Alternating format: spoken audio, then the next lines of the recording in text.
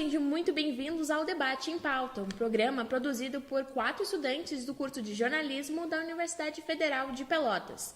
Essa produção é assinada por Chayane Voltz, Júlia Lemons, Maria Eduarda Lopes e Lilian Santos.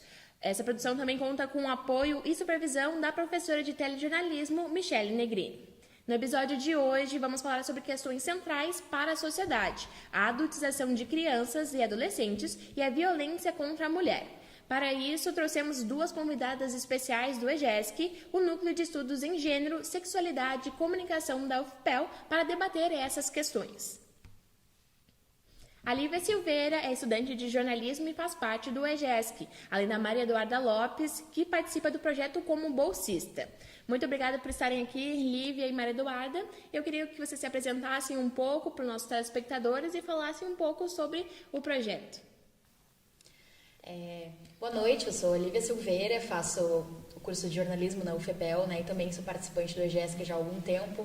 É um núcleo de pesquisa, a gente faz alguns estudos e também debate bastante entre a gente sobre esses temas que envolvem a sociedade, gênero, sexualidade, a gente fala bastante alguma coisa ali sobre etnias também.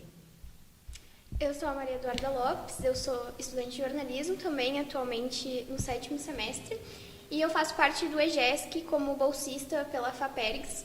Então, a gente tem desenvolvido algumas pesquisas sobre o discurso jornalístico, uma análise de discurso da mídia, nos modos como eles abordam o feminicídio. Então, a gente usa a análise de discurso para isso.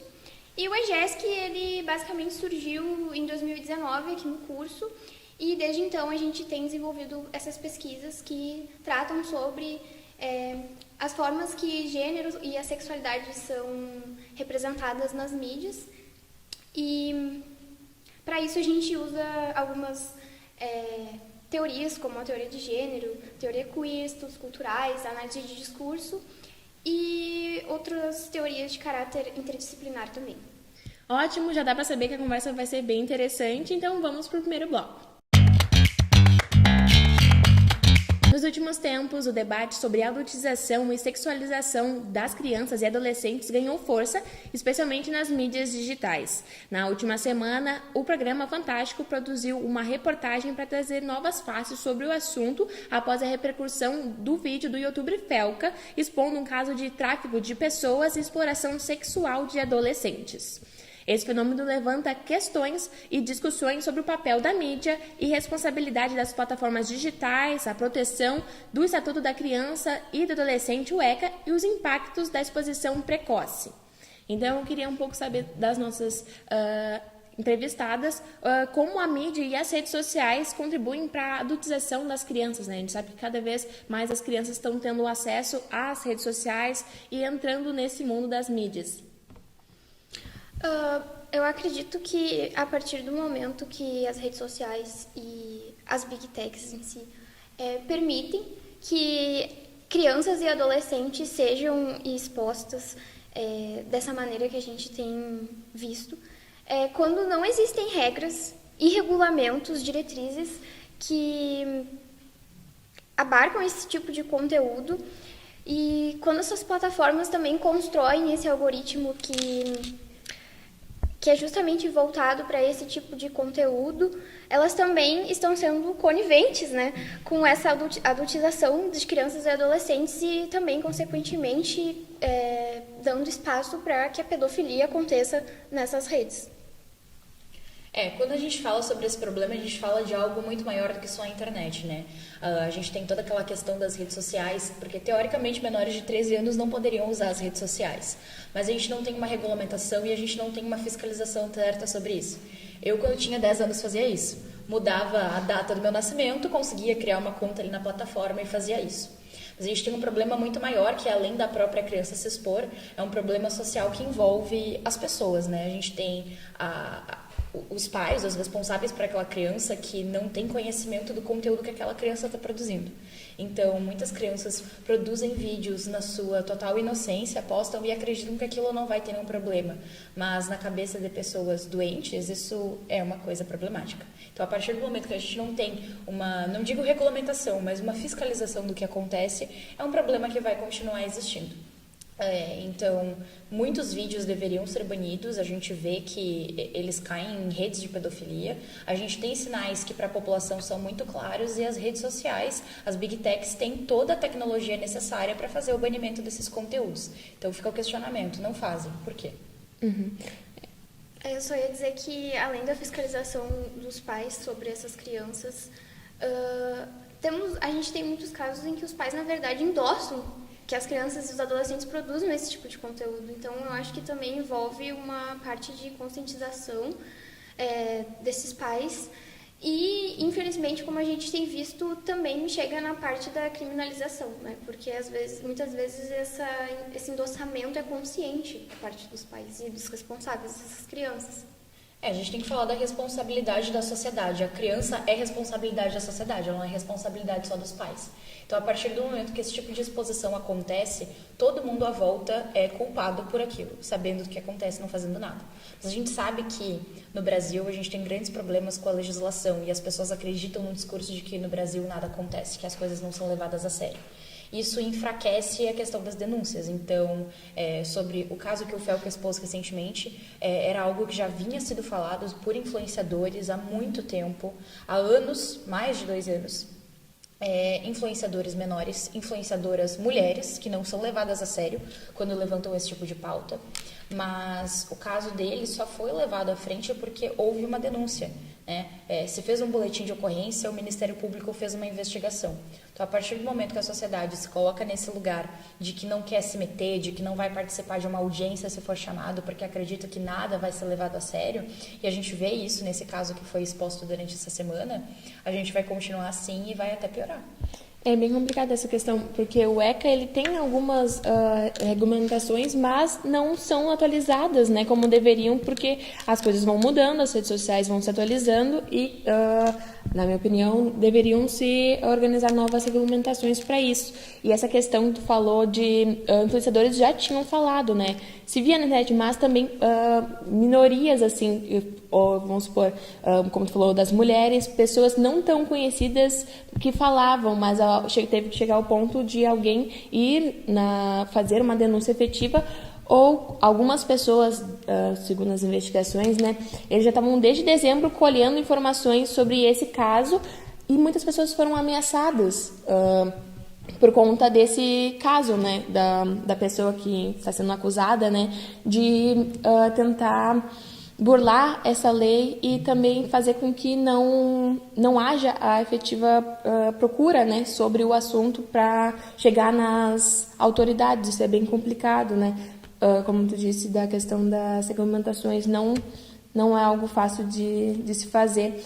E eu queria saber como vocês acham que a sociedade ela pode combater a naturalização da sexualização precoce, né? Tu falou que também essa questão não só das mídias sociais, que vai fora de todo o contexto, não é só algo que está dentro, e muitos pais, como tu falou, né, acabam endossando essa questão para também tirar lucro do próprio filho, né? Sim, mas eu também concordo com o que a Olivia falou, que é uma responsabilidade de toda a sociedade, né? Mas judicialmente o peso acaba caindo em cima dos responsáveis e dos pais das crianças. Então, a gente tem esse problema que o ECA ele não está atualizado para lidar com esse tipo de problema. Ele foi criado nos anos 90. Então, naquela época não existia toda essa rede estruturada de mídias sociais e das big techs. Então, o ECA ele não cita literalmente a questão das redes sociais, mas ele tem essa questão da proteção da imagem da criança e do adolescente. E isso se aplica tanto nos meios de comunicação como no meio digital, acaba indo para o meio digital. Mas eu acredito que a gente precisa atualizar o ECA, expandir o ECA, para que ele abarque essas questões, para evitar justamente o que a gente tem acompanhado na mídia. E atualmente a gente tem uma PL que está sendo pautada no Congresso, né, a PL 2628, que é até conhecida como o ECA Digital, que ele fala sobre essa proteção das crianças e dos adolescentes nos meios digitais, Mas existe também muita pressão da oposição que argumenta que, na verdade, isso vai ser uma censura, isso vai ser um ataque à liberdade de expressão. E aí eu me pergunto, o que seria a liberdade de expressão nas redes sociais? A pedofilia? A pornografia infantil? Né? Então, eu acho que nós, como sociedade, a gente tem que, principalmente através dessa conscientização, lutar contra isso. Crianças são crianças, devem agir como crianças, devem ser educadas como crianças, e que tenha uma legislação estruturada que defenda os direitos dela. E também acredito que, dentro das possibilidades, a infância ela deve ser evoluída longe de telas, e quando isso não é possível, que pelo menos os pais e os responsáveis tenham esse acompanhamento com a criança, né? Vejam o que ela está consumindo, o que ela está produzindo, para que a criança tenha um desenvolvimento saudável, tanto fora da internet quanto na internet.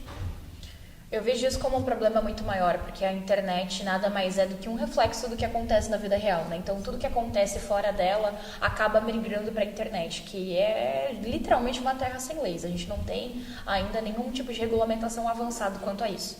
Eu acredito que para a gente combater esse tipo de coisas na internet, a gente tem que começar primeiro pela vida real.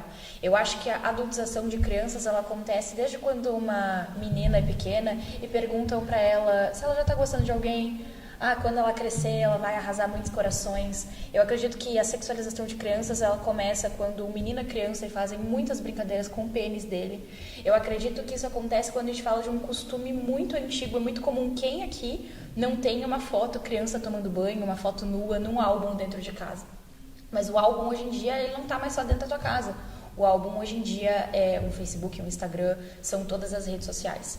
Então, a maioria das pessoas mais velhas e que não viram o desdobramento da internet não entendem até onde essas coisas podem chegar. Então, uma simples foto do teu filho na praia, na piscina, é um problema, né? Eu já vi muitas crianças que vão pra praia sem roupa nenhuma, né? Então, a partir do momento que tu registra isso, tu coloca na internet, tu não sabe pra onde aquilo tá indo. Sem contar toda a cultura que sexualiza meninas, faz elas crescerem antes da idade, né? Então, eu acredito que a gente tem que, primeiro, mudar a sociedade como um todo, tirar esses costumes dela. E, além disso, incluir a educação digital. A gente sabe que, atualmente, é impossível a gente tirar a internet da vida das pessoas. Mas a gente aprende em tantos lugares sobre educação sexual, sobre educação financeira. A gente precisa entender sobre educação virtual. A gente precisa ensinar para uma criança que, se ela quiser postar alguma coisa, ela precisa mostrar para um responsável antes.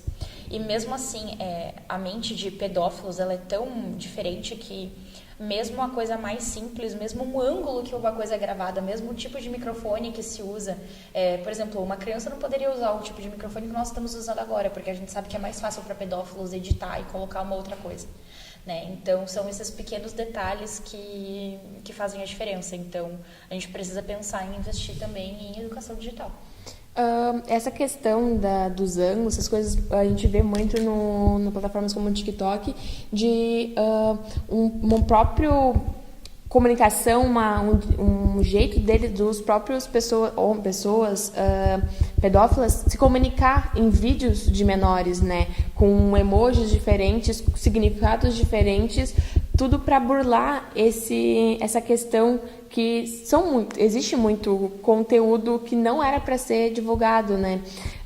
Muitos pais acabam pensando que só por ter o perfil restrito, tanto da criança quanto dele, ou o perfil privado, vai adiantar, mas não. Na hora que tu posta, joga para a internet em alguma hora, isso se multiplica muitas e muitas vezes, né? E também eu queria saber um pouco o que vocês acham que é o papel do jornalismo ao abordar esses casos, né, de exploração e exposição de menores, já que a gente está todos estudando essa área do jornalismo. É um papel muito importante, né? Foi, querendo ou não, revolucionário. A gente vê algo que saiu do mundo virtual e foi para veículos tão grandes como o Fantástico e o Jornal Nacional. A gente sabe que a imprensa tradicional ainda atinge um público que a internet não tem a capacidade de atingir. Porque a gente sabe que a relevância do papel jornalístico para a sociedade ele é muito maior, porque ele é realmente visto como uma coisa séria que é. Então, a gente precisa começar a tratar as coisas que acontecem na internet como crimes que acontecem em qualquer lugar fora dela. A gente vê todos os dias jornais noticiando pessoas que foram presas por pedofilia, casos de abuso sexual dentro de casa, e quando esses crimes acontecem na internet, eles não são noticiados, e acabam que são núcleos muito diferentes, mas a gente, como jornalistas, precisa começar a mesclar as coisas, né? Então a gente precisa tratar a internet como algo importante que acontece no nosso dia a dia. Como eu disse anteriormente, tudo que acontece na internet também acontece fora dela. Então a gente precisa começar a tratar o que acontece na internet como coisas sérias. A gente precisa parar com esse discurso de que no Brasil as coisas não dão em nada. É um país sério, que tem uma constituição, que tem leis que precisam ser seguidas. Então as pessoas precisam começar a acreditar nisso e como sociedade, trabalhar com essas coisas. É isso. Eu concordo com a Lívia.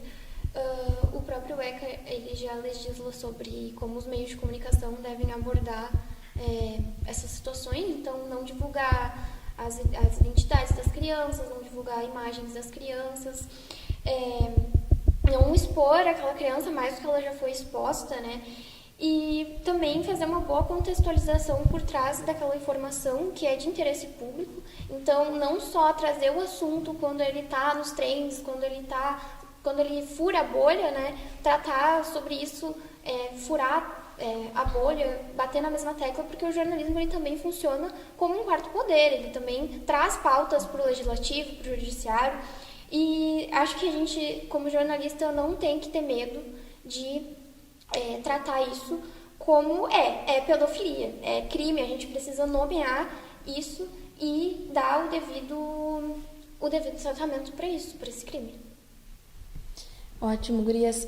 Encerrando agora o nosso primeiro bloco, a gente ia finalizar dizendo que a conscientização, a educação digital, como a Lívia disse, e a responsabilidade coletiva, né, são passos fundamentais para a gente conseguir enfrentar a adultização e exposição precoce de menores, né? No próximo bloco, a gente segue falando sobre outro desafio urgente na sociedade. No segundo bloco, o tema é violência contra a mulher. Agosto é o mês da campanha Agosto Lilás, que marca a luta pela conscientização e combate a esse tipo de violência. Neste ano também se completa 19 anos da Lei Maria da Penha, um marco no enfrentamento às agressões, mas ainda convivemos com muitos números alarmantes aos feminicídios do Brasil. Então, com a Lei Maria da Penha, né, a gente teve diversos avanços, né, e eu quero saber quais são eles que trouxe, né, nessa caminhada de quase 2 décadas e quais ainda são os desafios, né, vocês do EGESC que acabam trabalhando principalmente com a pauta de violência contra a mulher, feminicídio, né. A Lei da Maria da Penha trouxe principalmente os mecanismos de enfrentamento e prevenção da violência contra a mulher e dos feminicídios, que são as medidas protetivas de urgência, né, as MPUs, também as patrulhas Marias da Penha. Então, se articulou toda essa rede de enfrentamento. E também foi importante a promulgação dessa lei para reconhecer esse tipo de violência no país e também para começar a fazer o mapeamento dos casos, para que a gente começasse a pensar sobre as políticas públicas para enfrentar esse tipo de violência. Vale lembrar que a Lei Maria da Penha, ela cobre diversos tipos de violência, né? Então, a violência contra a mulher, ela fala de violência não só sexual, mas violência psicológica, abuso financeiro, porque quando tu detém os bens de uma mulher a ponto dela não ser independente, isso também é um tipo de abuso, e esse é um conhecimento que a maioria das pessoas não tem. Um desafio muito grande que a gente tem é que muitas cidades ainda não têm uma delegacia da mulher especializada, isso é um problema, principalmente em cidades do interior, onde a informação não chega tão rápido e o acesso também não é tão simples. É difícil fazer esse tipo de registro, ou às vezes também cidades muito grandes têm só um DEAN, né? Então também fica bem complicada essa questão da fiscalização. É mais ou menos esses os desafios. E por que vocês acham que o feminicídio ainda é uma realidade tão presente no Brasil e como a gente pode tentar reverter esse cenário, né? É bem difícil porque não depende só de uma parcela da população, né? A gente está falando entre 3 mulheres aqui e, né, é complicado, mas o que vocês acham por que é tão, assim, alguma coisa histórica, algo do tipo? Eu acho que o feminicídio é uma realidade alarmante, não só no Brasil, como em todo o mundo, né? dá no nosso país, principalmente, a gente tem uma sociedade patriarcal, machista, muito misógina ainda, e o feminicídio ele é a última instância da violência de gênero, então ele não acontece assim de maneira premeditada, não é um homicídio, ele é o resultado final de um ciclo de violências que a mulher sofre, que são violências estruturais que elas estão impregnadas na nossa sociedade patriarcal, que reforça esse sistema em que a mulher ela é subjugada pelo homem. Então, o homem, ele às vezes se sente nesse direito de ter o controle, às vezes não, ele se sente no controle da vida daquela mulher de diversas maneiras, através de diversas violências que, na sua última instância, configuram um feminicídio. Então, é uma realidade muito alarmante no Brasil. Em 2024, a gente bateu recordes históricos, se eu não me engano, aproximadamente 1.500 feminicídios. Então, é uma realidade que vem crescendo, infelizmente, cada vez mais. E, para combater isso, eu acredito que seja através do fortalecimento dessa rede de enfrentamento, né, da violência contra a mulher, que se articula principalmente através da Rede Lilás. Mas a gente vê, atualmente, praticamente a ineficiência dessa rede em proteger essas mulheres. Aqui, por exemplo, no Rio Grande do Sul, eu trago dados. A Rede Lilás ela foi desativada em 2017 e foi reativada apenas ano passado, em 2024, que batemos recordes históricos, né? A gente não tem uma secretaria de mulher, ela foi desativada em 2015, no mesmo ano que a lei de feminicídio foi promulgada. E a gente agora tem só promessas da volta da Secretaria da Mulher. No estado, no caso. No estado do Rio Grande do Sul. E aqui, como a Lívia falou, atualmente 77% das cidades gaúchas não têm acesso à Patrulha Maria da Penha. E a gente lidera o ranking nacional de medidas protetivas que não funcionam em casos de feminicídios. Esse percentual de descumprimento é de 23% em 2024, que é o segundo pior índice do país. Então, a gente tem por um lado, a ineficiência da rede de enfrentamento, a gente tem essa sociedade patriarcal e machista que contribui para a morte dessas mulheres, e nós temos também o papel do jornalismo que entra aí, né, para funcionar como uma ferramenta de denúncia também sobre isso. Concordo com a Maria Eduarda, eu acho que é principalmente a questão histórica patriarcal da sociedade. A gente vive num país onde a grande esmagadora maioria dos cargos altos são compostos por homens. E para mim o maior problema é a dúvida. Esses homens fazem constantemente a gente duvidar das violências que a gente sofre. Porque a gente não tem a confiança hoje em dia de chegar numa delegacia, contar para um delegado homem o que aconteceu e ter certeza que esse caso vai para frente. Isso acontece muito. A gente tem no estado, num histórico com governadores homens que desativam delegacias muito importantes, secretarias muito importantes para proteger as mulheres. E o machismo, ele é tão absurdo e ele é uma coisa tão complexa que faz com que outras mulheres sempre duvidem do que uma mulher sofreu, mesmo que elas tenham passado por alguma situação assim. Nós estamos entre 3 mulheres aqui nessa mesa que com certeza já passaram por situações de assédio de diversas formas, e quantas vezes a gente não duvida por muito tempo do que aconteceu com a gente, né? E é muito complicado essa questão. A gente tem muitas dúvidas, e falando de experiências pessoais, né? Eu perdi uma grande amiga por feminicídio esse ano. Perdi uma grande amiga por feminicídio esse ano. Por conta de uma medida protetiva que não foi cumprida. E aí a gente tem um outro problema, que é a mascarar os fatos.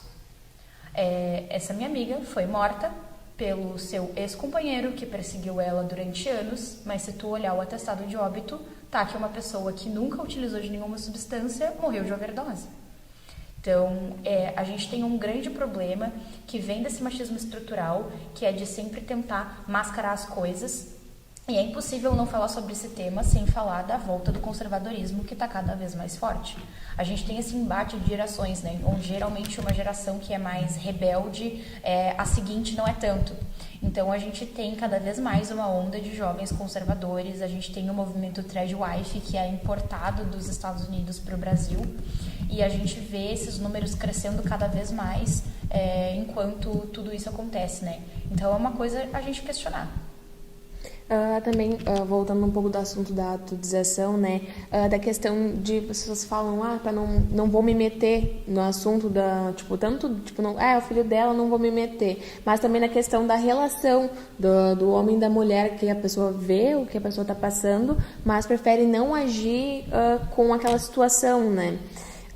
Também a questão dos números, que a Maria está falando, a tua amiga, ela não foi declarada como feminicídio, né? Então isso também afeta nos números, que podem ser muito mais alarmantes do que ela passou, só que não são necessariamente constatados ali no laudo ou nas pesquisas, né? Eu queria também saber um pouco sobre como vocês acham que um jornalismo ele pode ajudar, né, contribuir para dar visibilidade às vítimas e evitar essa reprodução dos estigmas, né? Tu falou que o jornalismo também, tanto como a adultização, também pode ajudar na questão da violência contra a mulher, não só no mês de agosto, né? Uhum. A pesquisa que a gente desenvolve no EGESC é justamente sobre o discurso jornalístico construído sobre a violência de gênero em casos de feminicídios. Então, a gente percebe que ainda tem muitas práticas jornalistas que devem ser repensadas. A gente já superou algumas questões como a culpabilização da vítima, a romantização do crime de feminicídio, né, como usavam o termo crime passional. Então, repensar algumas práticas jornalísticas, porque o jornalismo ainda se apoia muito no sensacionalismo, que explora a imagem da vítima e dos familiares, usa descrições muito gráficas de violência que, em geral, não atribuem valor à informação, né? Não é de interesse público os pormenores da violência que aquela mulher sofreu. Principalmente, ultimamente, a gente tem visto muitos casos nas mídias, né? Em que os veículos reproduzem vídeos de mulheres sendo agredidas. Então, questionar até onde o interesse público vai. Também não tratar o feminicídio como uma violência isolada. Então, produzir bilhões de matérias falando sobre os casos que aconteceram e não trazer o contexto por trás daquela violência, que é o ciclo de violências sofridos por uma mulher até chegar naquele ponto. Então, a gente colocar esse ciclo de violências, esse ciclo de violências que essa estrutura patriarcal e machista construiu e perpetuou, também colocar na sombra o feminicídio e, de uma forma ou outra, não contribui para a discussão pública. Então, eu acho que o dever do jornalismo bate nessa tecla de trazer informação para as pessoas, contextualizar aquele crime, não tratar como uma violência aleatória, que a gente observa muito que essa violência ela acaba sendo muito banalizada pelas pessoas. Então, mais um crime de feminicídio, mais uma mulher morta. Sim, mas isso é resultado de, como eu falei, um ciclo de violências estruturais. Também a questão da construção da notícia, né? Isso a gente já estudou, eu já tive em um semestre, acredito que vocês também, como a construção da notícia ela se dá nos casos de feminicídio, né? Que as pessoas e os veículos precisam se adaptar a essas questões para não ser no sensacionalismo ou porque, querendo ou não, de acordo com como a matéria pode ser escrita, uma pessoa pode ter visões diferentes do fato que realmente aconteceu. O ex-companheiro ou o namorado matou a mulher. E também a questão uma mulher foi morta por ciúmes ou algo do tipo, como é construída, a escolha das palavras, elas são muito fortes nesses casos, né? Sim, porque o discurso jornalístico, ele é construído por um jornalista que está inserido num contexto sócio-histórico-cultural machista e misógino. Então, muitas vezes, através do discurso, esses estereótipos de gênero, essas noções de gênero e de violência de gênero, elas perpassam. Eu vou concordar com tudo que a Maria Eduarda aqui disse. Vou dizer mais duas outras vertentes. O jornalista, ele precisa de um compromisso de levar informação para a sociedade. Então, quando a gente fala Quando a Madu fala da cadeia de acontecimentos, a gente tem um nome para essa cadeia, que é a pirâmide do machismo.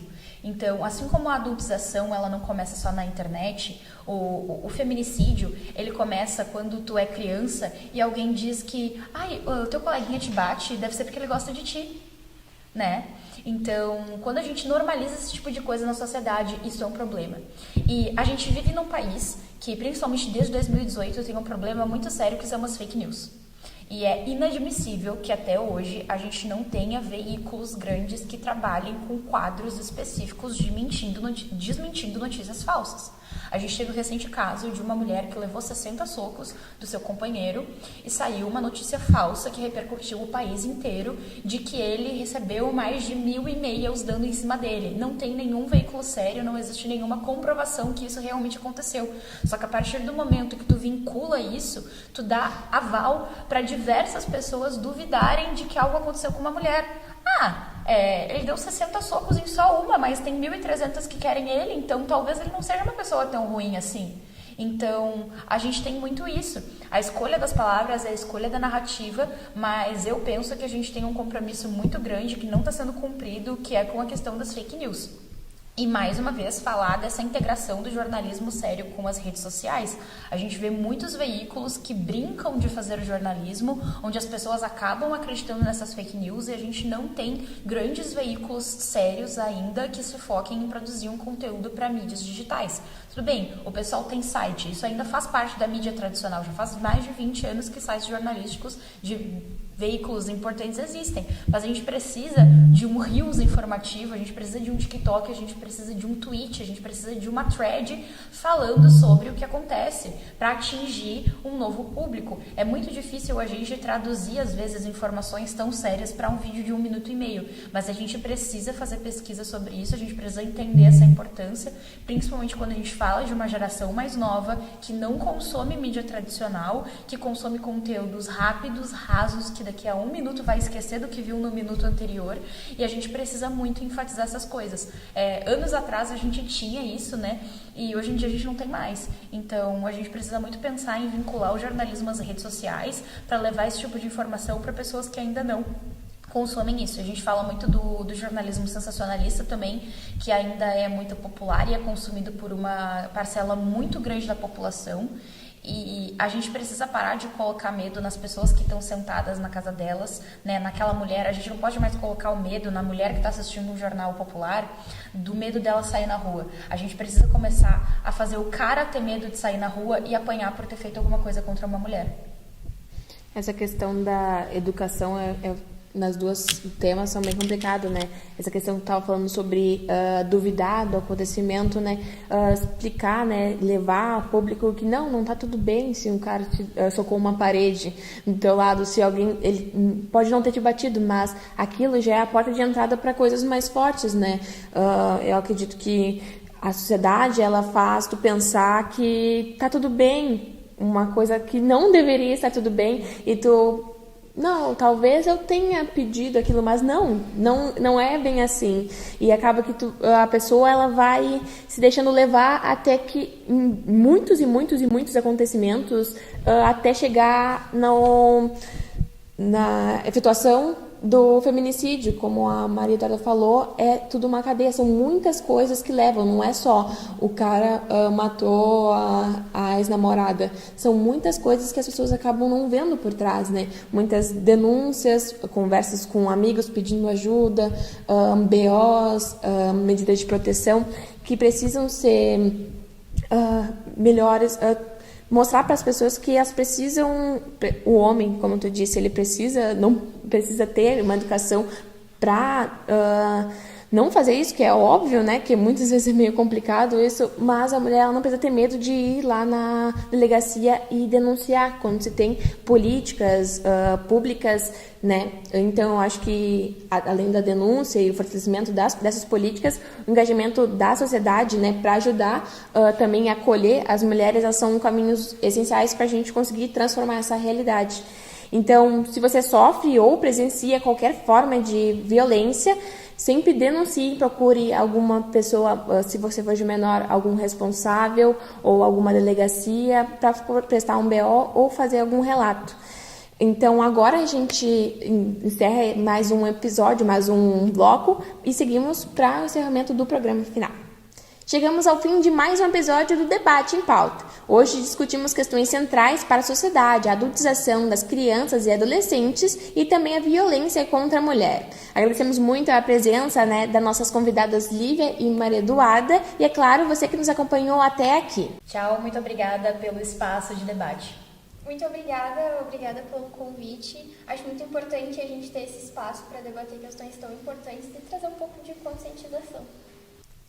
Esperamos que esse debate tenha contribuído para ampliar um pouco as reflexões e fortalecer também a importância desse jornalismo comprometido com os direitos, com as conversas com vocês para assuntos tão importantes para a sociedade. Então, agradecemos a companhia e convidamos você a continuar acompanhando os nossos trabalhos. Até a próxima!